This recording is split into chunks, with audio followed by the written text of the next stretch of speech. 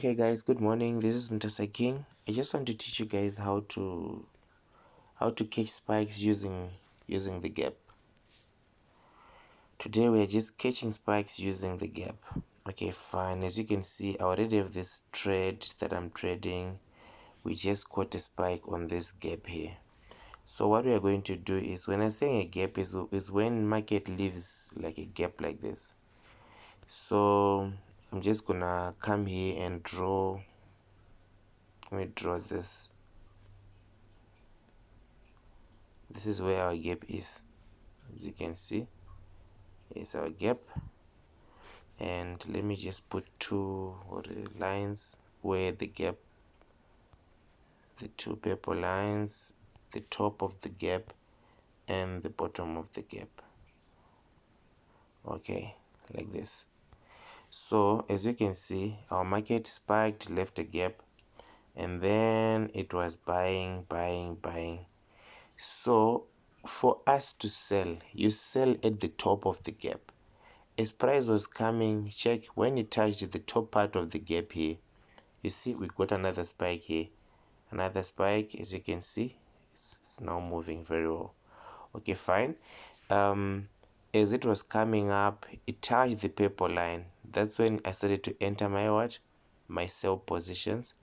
And then it gave a spike. The first spike it gave, you see, did not it did not close the gap. The first spike it gave did not close the gap. This spike here we have, it did not, because the gap is between these two purple lines, it did not cover it. Okay, and then I added those positions. Then it gave another spike. That spike did not cover the gap. And then that last spike is the one, the third spike is the one that covered the what? The gap. So that's when I tell all my students to what? To take your profits as long as the gap has been closed to spikes. But for me, I hold. Why? Because I know there's this concept here. Let me put here, let me change this line. I'll make it a green line like this. I know this concept. The last time when it gave a gap, the market spiked until this zone, the green zone, and then it started to buy. So for me, I know when it's closing the gap, price has to come and pass the what? That previous green zone. So when it gave those spikes and closed the gap, I was waiting for it to come and what? And now pass the green zone. And also now you'll be starting to use what we call candlesticks. You look at the H1, I was looking also at the H1, the M30. Then I knew, no, this thing is supposed to go a little bit further down. And when you look at, this is what? H4, you can clearly see that this thing is supposed to fall down. But anyway, let me go back to the issue of the gap. Come back to 1 minute time frame. Let me delete these ones. Let's go look for another gap. Let's go look for another gap. Okay, a good example here. There's another gap here. Do you see the gap, guys? Yeah, there's a gap here. Gap.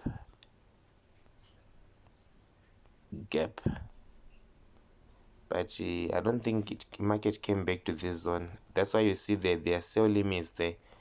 That's why there are sell limits there. You see, it tried to reach, but it did not. Spiked. Market has not yet reached that zone. That's why that zone is having some sell limits. Let's go back. Let's look for a zone which was covered. Let's look for a zone which was covered. Let me hope to find another gap quickly. I don't want this video to be too long. I don't want this video. Okay, fine. Here's another good example here. We have a zone. The first thing, let's mark our zone with, this is the line, the top part of the zone of the gap, and this is the bottom part of the what? Of the gap. Okay, fine. As you can see, price spiked and then it gave a small spike like that. Then it started going up. So when it started going up, when it touched the upper part of the gap, that's when you start putting your sell.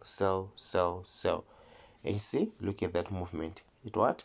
it spiked, you would have taken all those what, all those profits. Let me look for one last example, then I go to boom. I look for one last example. I also use the gap to buy and sell, but today I'm just gonna use this gap to what, to catch spikes. Then the next video I'll explain. Here's another gap. The next video I'll do a video to explain. Here's another gap. All right, as you can see, there's an upper gap, upper part and the lower part.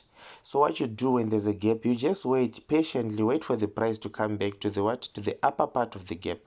When price came to the upper part of the gap, it gave a spike. You see that small spike, and then no, wait, I forgot to mark the when it gave a gap, where did the spikes end. I'm going to put a purple line. Now let me put a red one where the spikes ended. When I mean this gap, it spiked until this zone. Just check this zone, you will see what I want to explain later on. Okay, fine. When price was coming up, it touched the upper part, then it spiked, then it went up, it spiked. If you see this spike, it covered the what, it covered the gap. This is where I tell my students to what, to take profits. But for me, I don't take profits here because I know there's this red line here. The previous time it gave a gap, it spiked until the red zone. But I always tell my students, take your what, your profits, as long as the gap is what, is covered. But as you can see, no, this gap was not covered. I think I'd put my lines wrongly. The gap ended here, you see.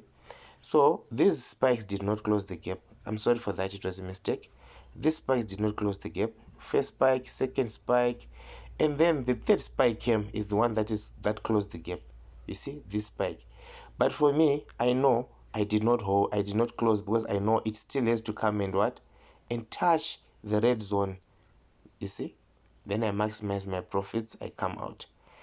So like this strategy is really consistent, guys. It's really consistent, really consistent.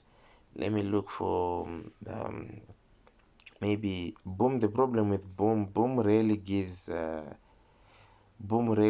gaps. Let's go to boom 500.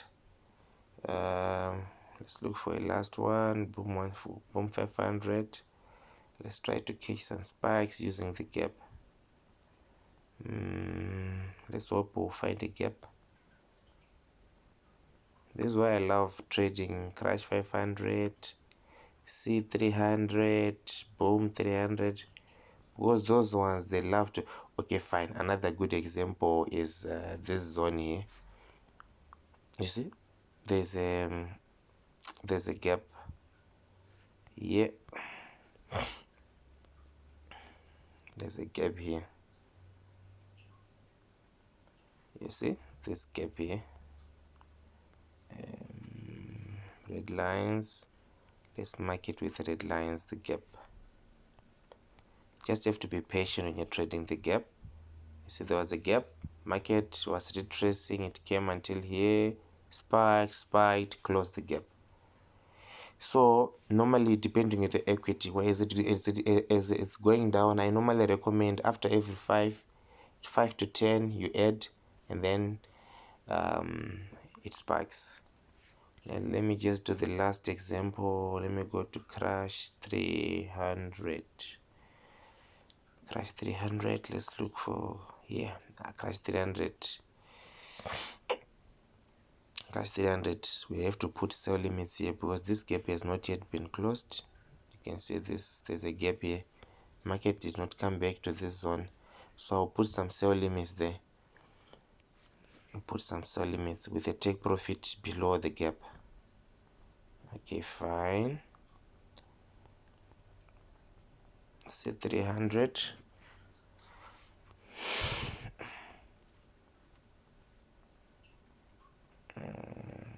Just looking for one last one.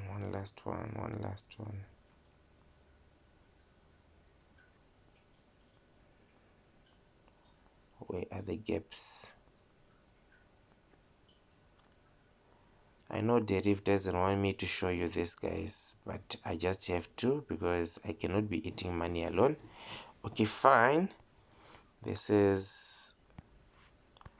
a gap there. If we can all see that gap on C300. So you see it left a gap, then it was spiking, going down, going down. We don't mind this. We are waiting for it to come back to our red lines. Right. It was coming back. Look at this. When it came, we only remember we are going to sell at the top part of the what? Of the gap. When it first came to the lower red line, we knew it was a what? And the other thing, sorry, we forgot. We are supposed to mark where it spiked until.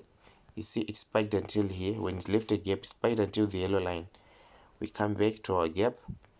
Here, sniper entries. Look at all those spikes. Look at all those spikes. Look at all those spikes. Did you see? This is C300, guys. All those spikes. A lot of them. So, yeah. This is Mutasa King. I don't want to make this video so long, but you can join my VIP group, and I will share the link in the description. You can join my WhatsApp group, and I also have a VIP group where I give signals based on these gaps. Yes, I also have some strategies that I sell, but currently I just thought I should share with you guys this killer strategy of the gap. Mutasa King signing out.